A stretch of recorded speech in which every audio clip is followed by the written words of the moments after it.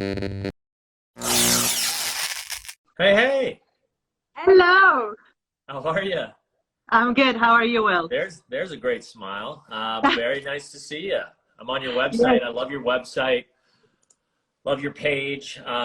Great vibe. So yeah, I was just kind of giving you a brief intro. Why don't you tell us a little bit about kind of what got you to this point of what you're doing, and then we can kind of start getting into where you're headed from here. Yeah. So, like everyone, I spend my life chasing something. And at the beginning, I thought that it was the job, it was the man, it was, the body. And I kept chasing, chasing. And whenever I was getting something, I was like, okay, wait, there's something else missing.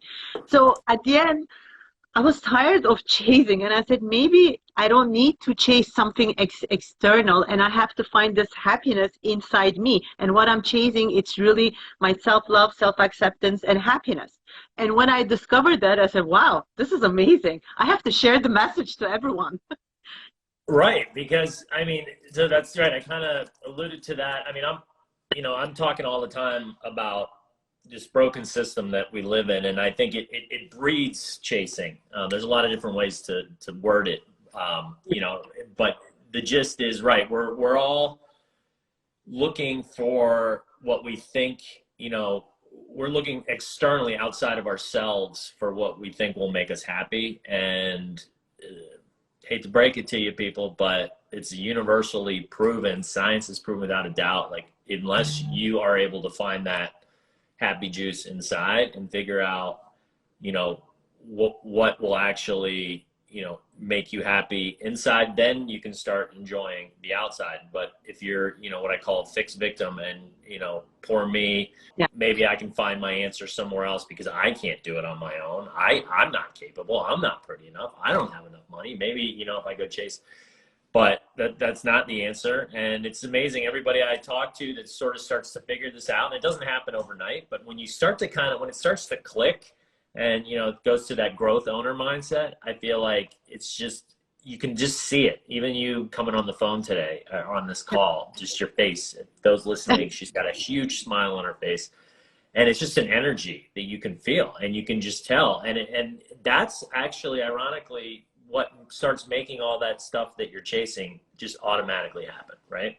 Exactly. And then, of course, it's so easy to blame everything and everyone for our unhappiness. And I think we need to be accountable, because I see orphans being happier than people who have everything. So it doesn't mean that, having it all, like money-wise or anything, it's going to make you happier. It's like it's a work that you have to do by yourself. So stop blaming everyone and start taking action. That's it. And again, that goes back to the fixed victim, right? Stop blaming other people. You're the only one that can do it, right? Of You course. And can't, I'm you sure, can't, go yeah. ahead. And I'm sure that you've been told, everybody said, oh, it's so easy for you to be happy. No, it's not. I work on it. I work on myself on a regular basis. I don't wake up every morning, like with the birds chirping and like everything is like, oh, it's so Like a beautiful. Disney I work. movie, right? La la la. You just kind of wake up and they kind of float to your shoulder. Well, that's exactly right, and that goes to the point of how people, I think we're getting better as a society, as a world, at understanding like that your mind really is a muscle. Just like we've gotten for a very long time, we get the gym part, right? Like, hey, work out your body, and you got to put work to look good. Like, but I feel like it's taken a very long time for us to come around to the fact that you got to work out your mind too. You got to feed it just like you feed your body with the right types of things, and the things that you talk to yourself, the habits that you develop, the routines that you get into. And, these start to compound over time, just like working out. Just like if you go to the gym and you do 100 reps, you're not going to have huge muscles in one day. But if you keep doing that every single day, or 2 to 3 times a week, day after day, and then start eating well on top of that, then you'll start to see the results. Of course, like it's not going to be on a, like it's not that today if you wake up and you say, I'm happy, or like this is going to happen. It's not going to happen. You have to work for it on a regular basis, and you have to exercise your happiness, basically. That's it. So let's hear more about how so you said that you used to chase. So what was the catalyst, so give us a brief history of where you were before, and then the catalyst made you realize that this is what you wanted to do, and kind of we'll talk about your journey moving So, forward. I mean, I started, I grew up in Turkey and I've been sent to boarding schools in Switzerland. So, I mean, I was, I couldn't complain. Let's say that. Right. And I started working in Switzerland. I had the house, I had the job, I was a banker, I had the whole thing. But in the meantime, I was a psychotherapist as well, but I was not using it because, like I was like following like everyone, money, money, money, money. We Right. all want that, right? Chasing that money. Yeah, we all know Exactly. that. Then I was like, there's still something. I wasn't really happy. So one day I quit everything. I quit my job and everything, and I moved to Milan. I said, let me learn the language and let me try to do some fashion because I'm in Milan. And I think that decision changed my life because like I was in Milan, I enjoyed it a little. And then I was like, okay, you know what? I need to do something else. So I moved to the US. That's like more than 15 years ago. And I come to the US again, like I was like a winner. I had everything, but I was still not happy. But by then I didn't know what was it. And arriving to the US from Europe, everything bigger, nicer, like big size, the online orders. Suddenly, in less than a year, I gained 40 pounds. So now my chase was not happiness. My chase was like I stopped chasing everything, and my chase was chasing the weight loss. Right. And like everyone out there, I tried every single diet, even the crazy ones. I was like injecting myself with pregnancy hormones, like crazy stuff. Really crazy Again, stuff. hoping that somebody else, not having to put the work in, but that somebody else could help fix your problem Exactly. without you having to do the work, right? Exactly. Like all those books, everything. Until the day that I was like, okay, this is insane. I have to stop this insanity. And I have to start not working, on the external diets, on the food, on this. I have to start working on myself. And I have to start loving myself, accepting myself, the person that I become a little heavier. And then like we'll see what will happen, with the rest. And that was really the turning point, and it's where I started really making it happen. And every day I will stand in front of the mirror naked, forcing myself to love at least one piece of, one part of my body. At the beginning, I was like really failing miserably, but with time it got better. And Right. then, I loved every inch of my body. I lost the weight, but in the meantime, I gained everything back, but I still love my body. And I think I look even better now than when I was 40 pounds lighter. So So who thinks let's about pause losing weight? there. So this is the key, I think, is right. So there's nothing wrong with having a goal to lose weight, which you did. Yeah, And then sometimes, there's all different factors that come into play on body sizes. And sometimes it's just your default body weight is, as you get older, is just, it's heavier. And rather than make yourself miserable, you figured out a way to say, okay, I love my body. And so, I mean, how did that happen? What was the catalyst, and how did you shift your mindset in that way? what was it? Because like suddenly I stopped chasing the numbers, like the scale and all this. And when I look at myself, I love what I see but it was like really working a lot on it, like really working on self-love and positivity. And actually, it's funny because like sometimes I talk with my friends. I said, I think I gained weight. I said, like, well, really, I didn't even see it. Like whenever I look at you, I just see a big smile. I see just the happiness.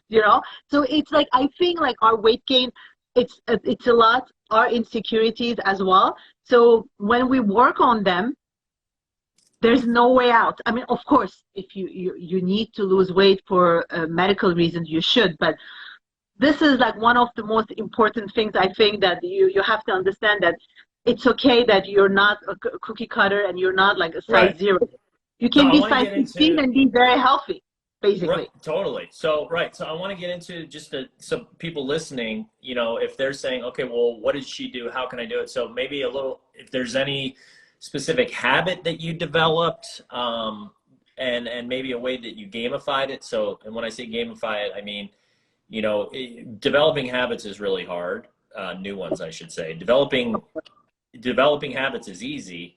Our as we said, our society growing up, our experiences, our parents, our teachers, the people that we follow and idolize on Instagram and these things, we tend to, so based on all that, we develop habits, right? And then all of a sudden we're a young adult and we have habits and we look at the world a certain way and we have a certain perception. And as you said, you know, you had developed habits that were not helping you and a mindset that was not leading you to where you wanted to be happy. So what do you think shifted in terms of, like, was there something where you developed one or two habits that you specifically said, okay, and maybe you didn't realize it at the time, but looking back, like, by doing this, was it, you know, self-talking to yourself, forcing yourself to, you know, whatever, but that you realized was a catalyst to helping you in this mind shift? Yeah. So first of all, the biggest thing was my exercise, like the mirror exercise. So that was like really something that clicked, you know. But otherwise, what was it? The mirror exercise? The mirror exercise, standing in front of the mirror naked, and then like finding something that I loved about myself. And then I started with the hair, with the eye, with the shoulder, you know, and then like slowly, because more you look at yourself, more you see that actually you're not that ugly. Or like you don't have that much, you know, it helps. Also, the self-talk.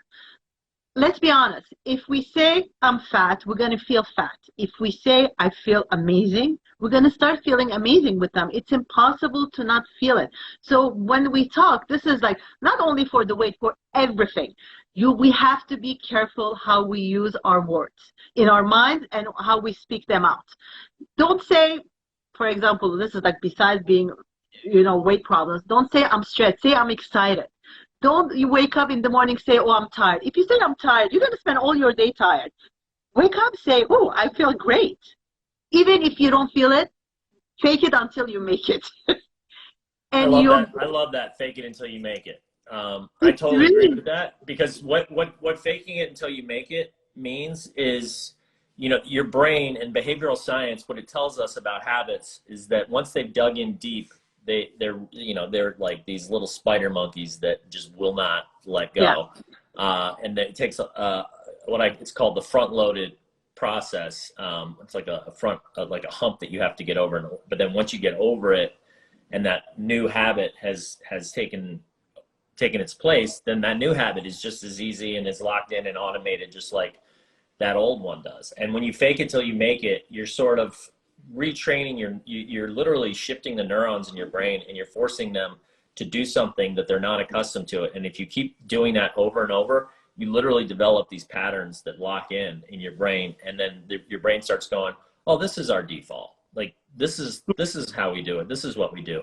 And that's extremely, you know, useful. The hard part, I think, for a lot of people is it's easier said than done, right? Because I think a lot of people struggle with catching themselves in the act. Right. So in other words, you know, if you're talking to yourself negatively all day, and that's the habit you've developed, it's not like you can just flip a switch and be like, I'm going to change. But if you proactively work at it, and there's little tips and tricks that you can use, one of the things you can do is, I have an acronym that I use. It's called CBRP. I don't know if you have one, but I'll share it with the group to maybe help people that are, you know, talking about what we're doing here, which is catch, breathe, remind, reflect, and pivot. So what happens when I get a negative thought, I've actually trained my brain, and what I did is I wrote it out, CBRP, I put it on my computer, and I just forced myself to just look at it for like 30 seconds each morning and take a deep breath and say, today, if I start to dwell, if I have a negative thought, I'm going to CBRP. And so when I have these thoughts, and they still come in. It's not like they don't come in. You can't just completely stop any negative thinking from coming in. But what you can do is go from a fixed victim to a growth owner by saying, okay, let's catch this little son of a bitch. Here he is trying to wreak havoc on my brain. So that's the C. Then it's breathe, take a deep breath, maybe even a couple, and so that helps you to kind of step back and take a 10,000-foot view of like, okay, what's really happening here? Am I just like nose down to the ground, like tunnel vision, like getting caught up in this, like these to-dos and this stuff that's like making me feel unhappy, and dwelling on this thing that doesn't really matter in the great scheme of things? And then that's where the remind and review and reflect comes in, where you sort of remind yourself of all the great things that you are grateful for, that you have going for you. And, you know, just reflecting on just how silly this is to be dwelling on this, because it's such a small thing. And then the P is for pivot, where you go, all right, fuck that thought.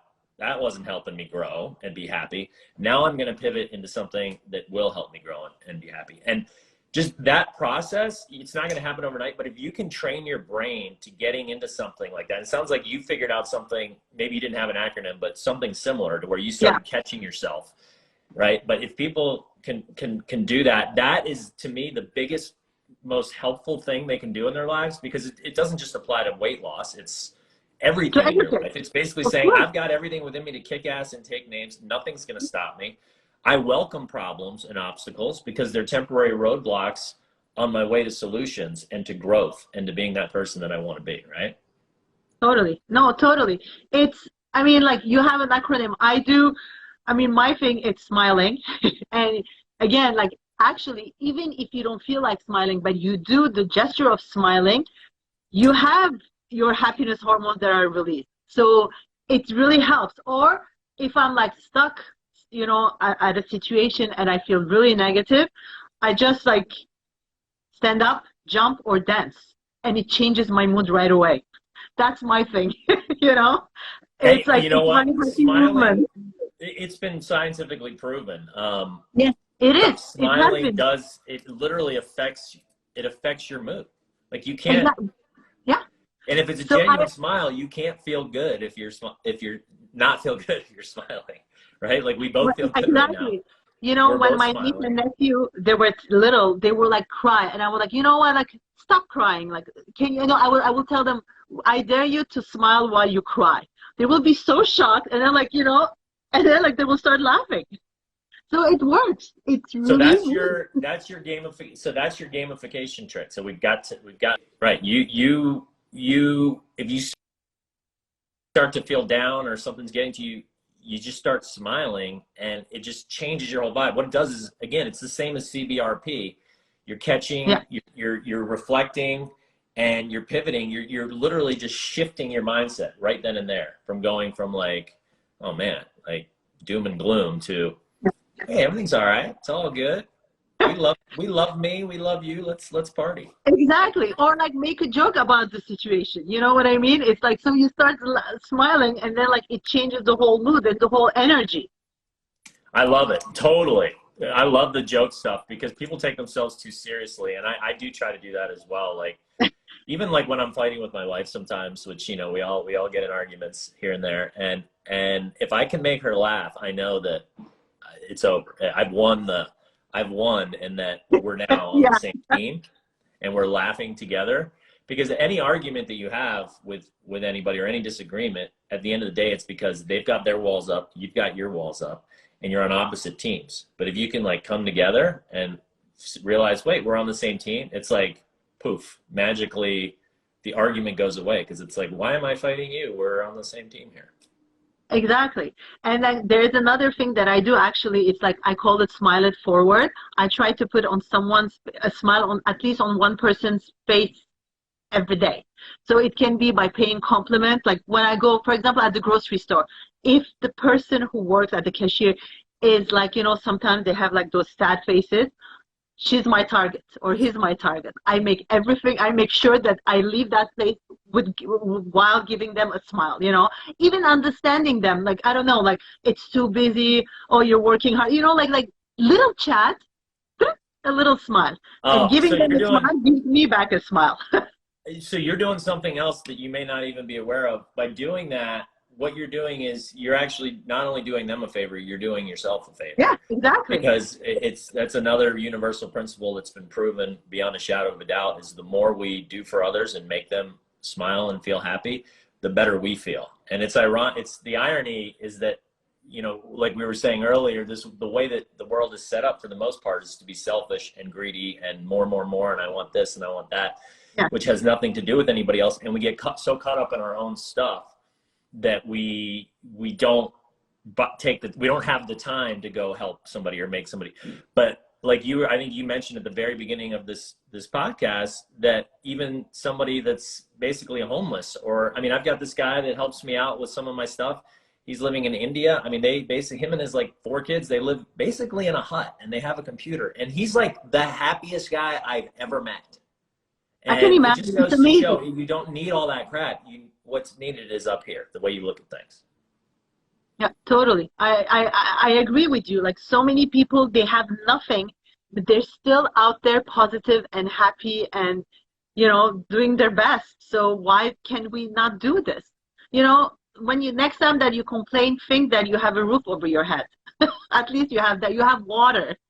You know, like basic Right. stuff. Be So, grateful. and that's a good point. I think you do need your basic needs met, right? I mean, that just goes back to, you know, thousands of years of evolution. Like, we need food, we need water, we need shelter.